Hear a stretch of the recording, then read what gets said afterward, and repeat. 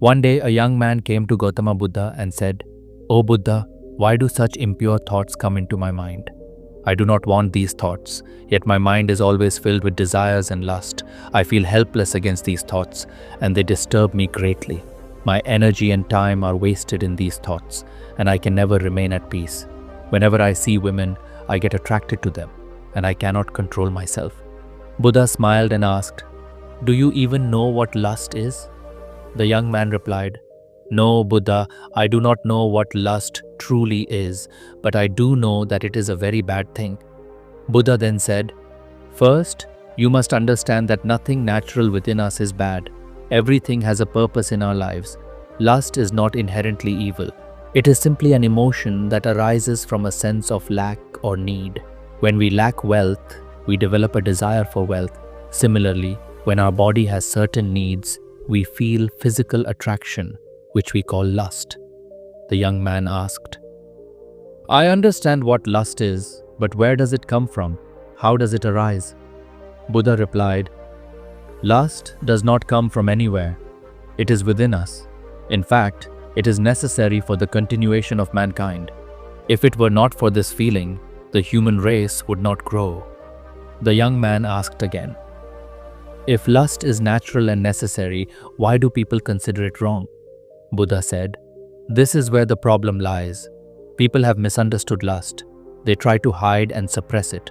Lust itself is not wrong, but its misuse is wrong. People become obsessed with the person they desire, making them their ultimate goal in life. They constantly think about them, which is unhealthy." Buddha continued, "Do you know that even animals experience lust?" The young man replied, "Yes, animals also have lust because they need to reproduce." Buddha smiled and said, "Then why don't we call an animal's lust sinful?" The young man was confused and said, "I don't know, Master. Please tell me." Buddha explained, "Animals do not use lust for pleasure. They use it purely for reproduction. Nature has not given them the intelligence to turn lust into a source of entertainment. But humans, with their intelligence, have turned it into an instrument of pleasure. What was meant to be a means of reproduction has become the ultimate goal for many, and that is where the imbalance occurs."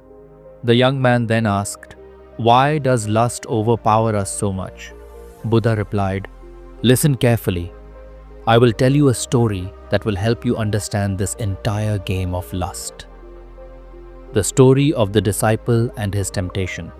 There was once a monastery where a monk and his disciples lived. The disciples would go to the village every day to beg for alms. One of the disciples took a particular route where he had to cross a river. One day, he saw a young man hiding behind a tree. The disciple went to him and asked, "Brother, why are you hiding here?" The young man replied, "Don't you see? There are beautiful girls fetching water from the river. Look at their beauty, their graceful movements, their flowing hair." The disciple looked towards the river and saw the girls, but he was not initially affected. However, out of curiosity, he continued to watch. Soon he found himself captivated. Later, when he returned to the monastery, his mind was restless. The images of the girls kept appearing in his thoughts. He could not concentrate on his work, nor could he sleep properly. Every morning, he would rush to the river, hide behind the tree, and watch the girls again. This became a daily habit. He lost interest in his monastery duties. His monk observed the change in his behavior and knew something was wrong. One day, the monk told the disciple, "From now on, I will accompany you for alms." The disciple, afraid that his secret would be exposed, tried to refuse, but the monk insisted. However, the next day, the monk allowed him to go alone, secretly following him. When the monk saw his disciple hiding behind the tree, watching the girls, he called out, "What are you doing?" The disciple trembled with fear. He felt ashamed, like a thief caught red-handed. The monk said, "My disciple was fearless, but now he is trembling like a guilty man. Why?"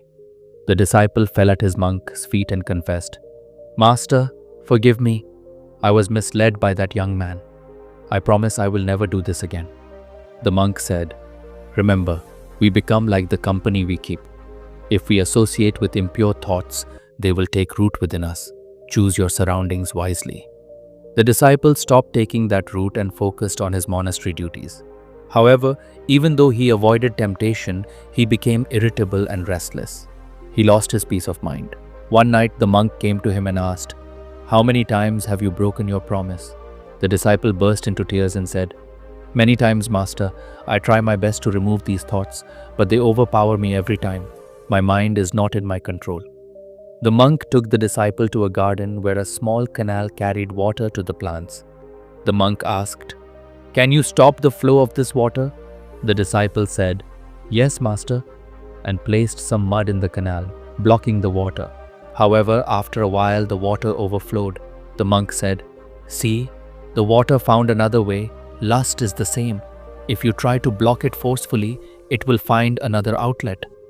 The disciple then placed rocks in the canal, but again, the water found a new path. The monk then took the disciple to the river, the source of the water.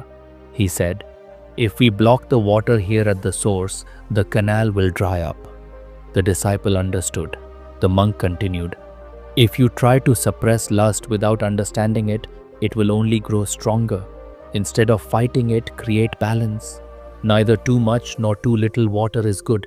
Life is about balance." Then the monk asked, "If I tell you not to think about a mango, what is the first thing that comes to your mind?" The disciple replied, "A mango." The monk said, "That is exactly how impure thoughts work. The more you try to suppress them, the stronger they become. Instead of resisting, redirect your mind toward higher purposes." The next day, the disciple went to the river to collect alms. Instead of hiding, he approached the girls and asked for water. One of the girls respectfully gave him water and touched his feet for blessings. At that moment, the disciple felt a deep sense of peace. He realized that his perception had changed. As he walked back, the young man who used to hide behind the tree mocked him. "So, you got an even closer look today, huh?" The disciple replied, "We spend so much time looking at others that we forget to look within ourselves. If you truly admire someone, then respect them, work on yourself, and create a meaningful life." The young man was moved by these words and eventually stopped hiding behind the tree. Thus, the disciple found his peace not by suppressing his desires, but by understanding and balancing them. This story teaches us that suppression of desires is not the solution. Instead, understanding and redirecting them towards a higher purpose brings peace. True wisdom is not in resisting, but in understanding. If this story brought you clarity, leave a like and share your thoughts in the comments. And if you seek more timeless lessons on mindfulness and philosophy, subscribe to Stoic Advisor. Your journey to wisdom begins here.